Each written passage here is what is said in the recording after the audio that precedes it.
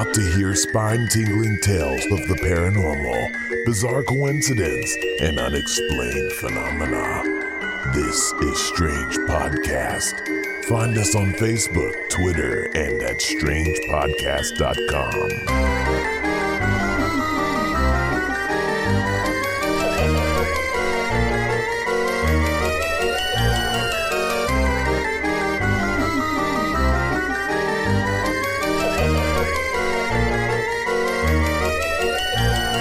I'm Chris Batchelor. Thank you for listening. Here's a question. What would you say is the largest explosion in human history? You may immediately be drawn to the answer Hiroshima or Nagasaki. However, you'd be wrong. In this episode, we look into an explosion that was roughly 1,000 times more powerful than Hiroshima, with a fireball 100 meters wide and destroyed 80 million trees, and to this very day remains a mystery. This time on Strange Podcast, we look into the unexplained Tunguska explosion.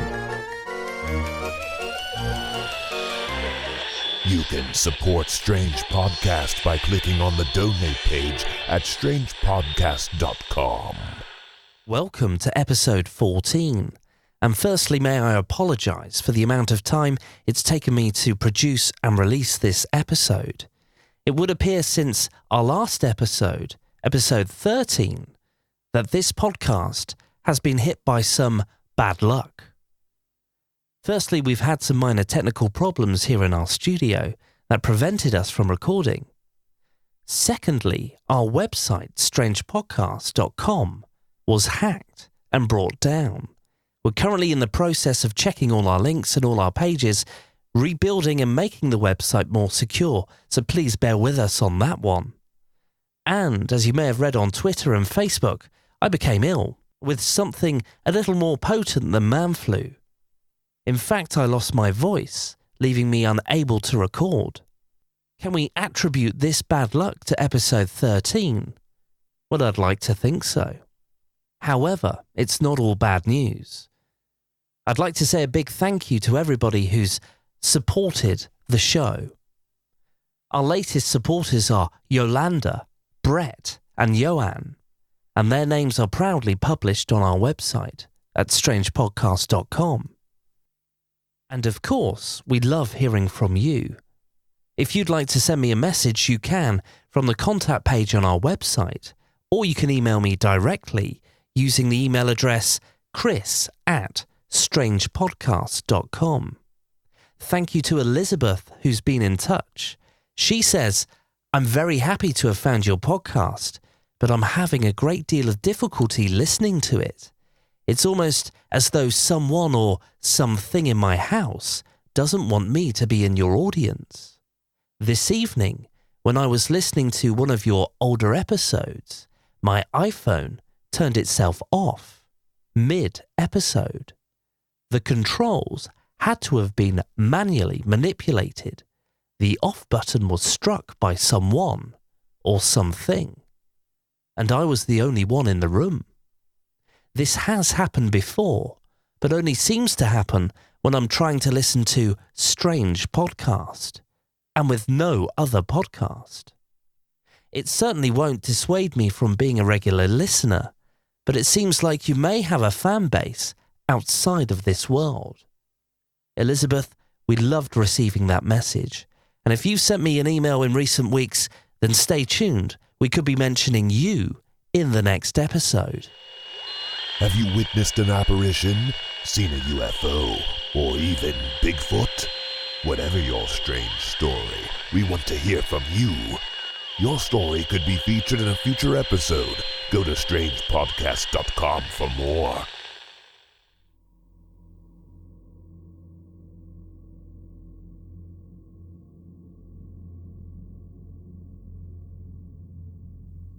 On the 30th of June, 1908, an explosion ripped through the air above a remote forest in Siberia, near the Podkamenya Tunguska River. The fireball is believed to have been 50 to 100 meters wide. it depleted 2,000 square kilometers of taiga forest in the area, flattening about 80 million trees. The earth literally trembled. Windows smashed in the nearest town over 35 miles, that's 60 kilometers away. Residents there even felt heat from the blast, and some were blown off their feet. Fortunately, the area in which this massive explosion occurred was sparsely inhabited. There were no official reports of human casualties, though one local deer herder reportedly died after he was thrust into a tree from the blast. Hundreds of reindeer were also reduced to nothing but charred carcasses. One eyewitness account said the sky was split in two, and high above the forest, the whole northern part of the sky appeared covered with fire. At that moment, there was a bang in the sky and a mighty crash. The crash was followed by a noise like stones falling from the sky or guns firing. This Tunguska event remains the most powerful of its kind ever recorded in history. It produced about 185 times more energy than the Hiroshima atomic bomb, with some estimates coming in even higher. Seismic rumbles were even observed as far away as the UK.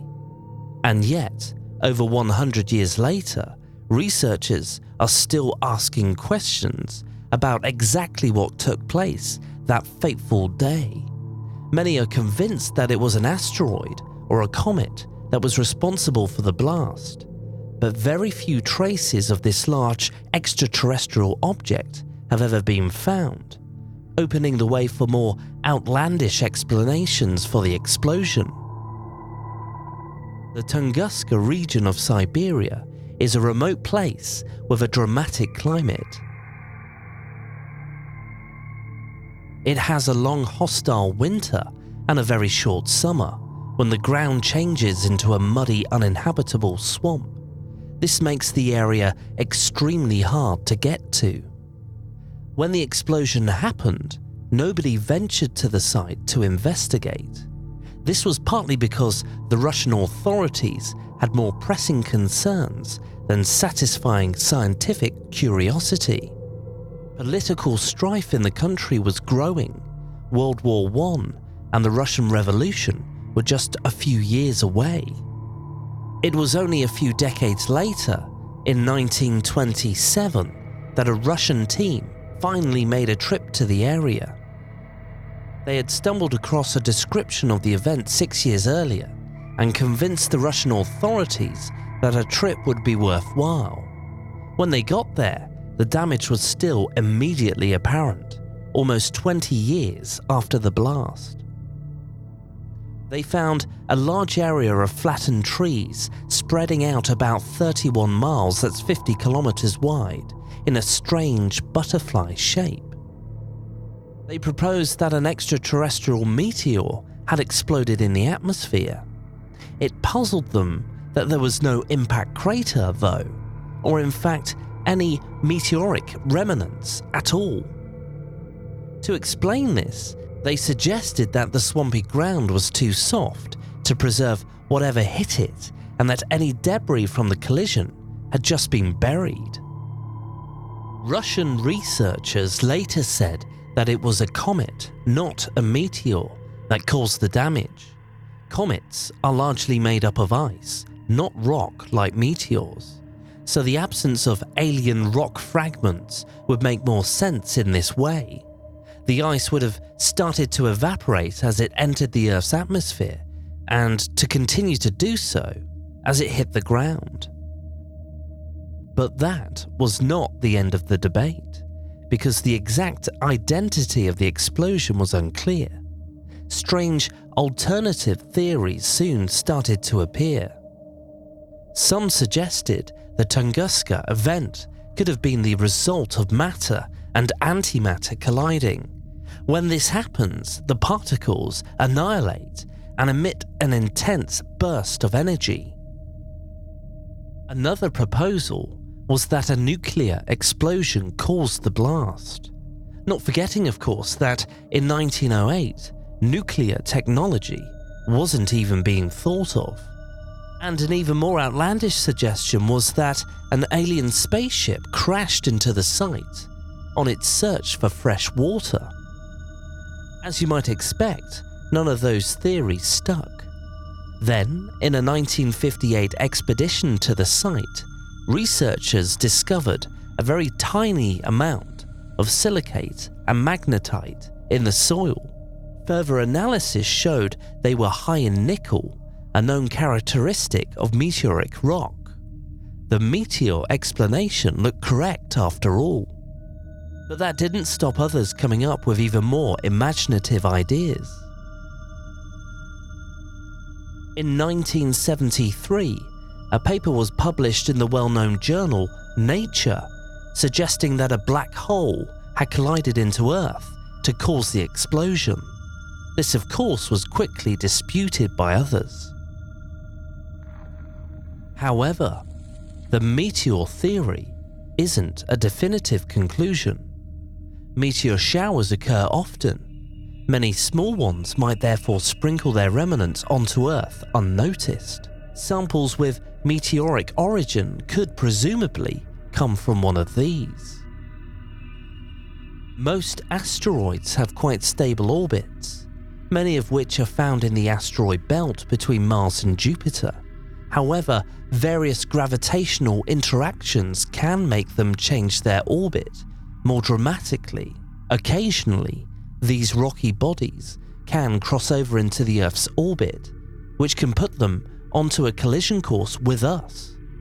At the point one enters into our atmosphere and begins to break up, it's known as a meteor.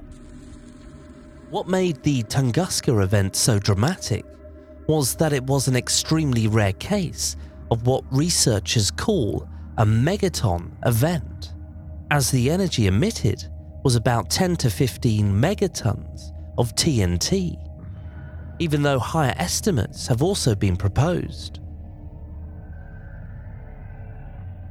Scientists say this is also why the Tunguska explosion has been difficult to make sense of.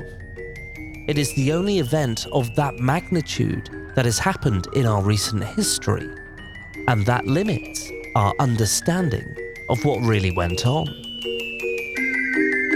So, what do you think?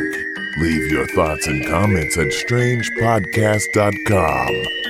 For more strange stories, find us on Facebook and Twitter. Until next time, thank you for listening.